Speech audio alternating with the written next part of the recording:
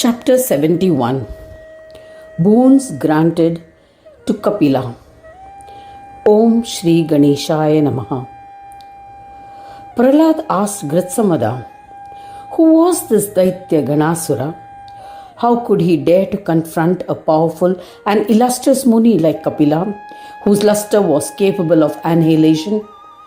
He was capable of burning an ocean with an angry look. After exhibiting disdain for Kapila, how did Daitya Ganasura manage to return alive? Gritsamada said, O Prahlada, I shall strive to recount the sin-destroying tale of Ganasura. There was a great king named Abhijit. He had no offspring. Therefore, renouncing his kingdom, he went to the forest to observe penance. While he was wandering, he coincidentally met Vaishampayana Yogeshwara in the forest. He and his wife bowed to him and inquired politely. He asked, O omniscient one, I bow to you. Please suggest a remedy to beget a son. O Prajapati, Vaishampayana Muni initiated him into the divine mantra of Ganesha. He advised him to visit a pilgrimage place named Prabhasa and observe penance for 4 months as ordained. Abhijit bowed to the Muni and went with his queen to Prabhasa Kshetra to observe religious rites as ordained. It was the same place where Brahmadeva was bathing in a tirtha. He was accompanied by his daughter Saraswati. Saraswati was wearing one piece of garment. Most of her body was bare. It was enchanting, and Brahmadeva was infatuated. He was aroused. But when Brahma realized she was his daughter, he restrained himself. Unfortunately, his semen fell into the waters. Later, Brahmadeva, with a pure mind, returned to Satyaloka. At the same time, King Abhijit, as was destined, completed his rituals for the day. He with his queen went for a bath in the same holy pond. The queen was thirsty and drank some water of the pond. By a stroke of destiny, the infallible semen of Brahmadeva entered the queen's womb. O Prahlada, she became pregnant. The king performed the necessary religious ceremonies as per the scriptures. Thereafter he returned to his town happily and began ruling justly. After some time, Queen Charuhasini delivered a son. He was handsome, beaming with luster and endowed with good virtues. Thereafter, the king invited Brahmins and performed his birth ceremony and other rituals as obtained. As time progressed, he performed the thread ceremony and initiated him into study of Vedas. He was named Gana, and in time he became well versed in scriptures. Later, Gana went into forest on his own for penance. He met Shukracharya on the way. He was initiated into the Panchakshara mantra of Shiva. He also affectionately initiated him into Shiva Diksha. He performed austere penance for 10,000 years, merely subsisting on air and continuously meditating on Shiva. Seeing his devotion, Sadashiva was pleased and manifested. He worshipped Shankara with wholehearted devotion and sang various stotras in his praise. He asked Shiva, who was eager to grant him boons, grant me fearlessness from anyone endowed with the 3 gunas, from which the Panchamahabhutas originate. Grant me sovereignty of all the 3 worlds. Mahadeva said, Tathastu. So be it, and immediately returned to Kailash. Gana too returned extremely happy. When he returned, his parents and acquaintances were overjoyed. Thereafter, accompanied by an army, he conquered earth with his prowess. Rajabhisheka was performed by the king Abhijit and he was enthroned. His parents left for the forest. Gana was now the king and ruled the kingdom. Daityas from all over approached him. With their support, King Gana conquered all the continents on earth. He then conquered Patal Loka after defeating Nagas in an intense battle.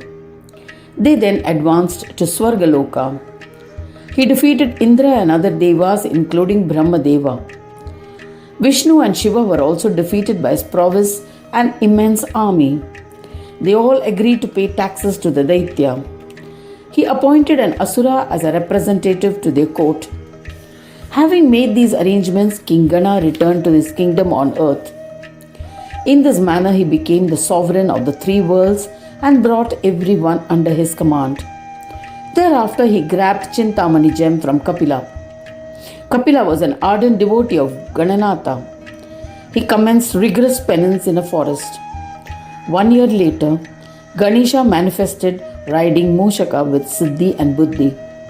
He awakened the great Muni from a samadhi, deep meditative state. Kapila performed the puja of Ganadhyaksha. Tears of joy flowed from his eyes. With a choked voice, he sang praise of Ganesha. He extolled, O Vignaraja, I bow to you. You are the remover of obstacles. You are the creator of obstacles, especially for non-devotees. I bow to you. You are the sky in Bhutas. You are the mind in Devas. You are Buddhi in Indriyas. To the one who has become the threefold in this manner, I bow to you. You are the form of Bindu for Dehas. You are the form of Soham for Atmas. When in the undifferentiated form of both of them, Bindu and Soham, you assume the form of Bodha. I bow to you. Dehas are created from Bindu, form of Brahma. The Bindu form of Brahma is none other than Ganesha. If there is no consciousness, prana or vital energy in the Deha, it is useless. This prana is Soham. It is Chetana, consciousness in an individual form. It too is Ganesha.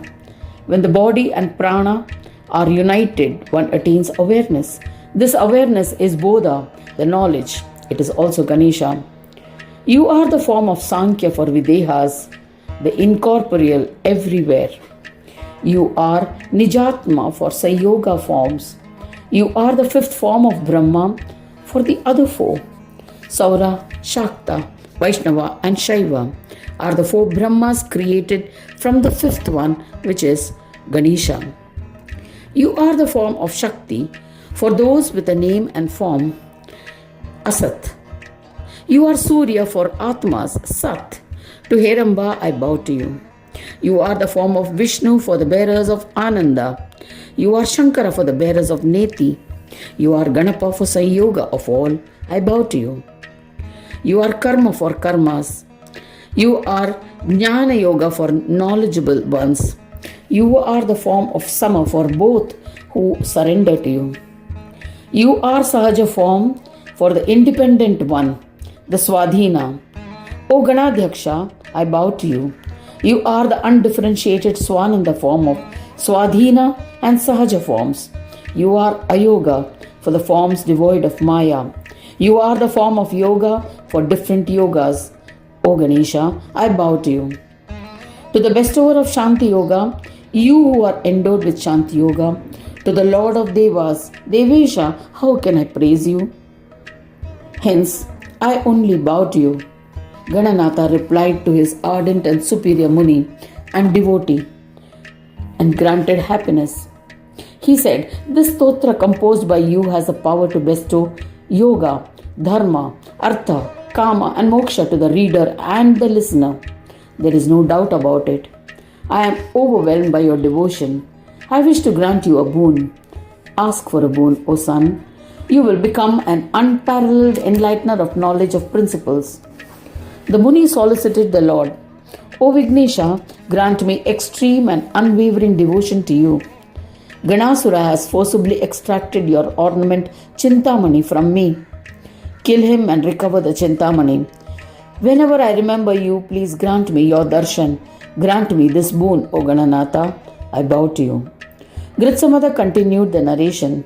Listening to the pleas of Kapila, Gajanana was delighted and affectionately replied to the fortunate Muni, O Vishnu, I shall fulfill your desires. I shall incarnate as your son in order to kill Ganasura. Granting these boons, a valiant Dundi disappeared. Kapila Muni meditated on him and returned to his ashram. Thus ends the 71st chapter titled Boons Granted to Kapila. In the second khanda of the Purana Upanishad, Srimad Mudkal Purana, describing the legends of Ekadanta, dedicated to Sri Gajanana. End of chapter 71.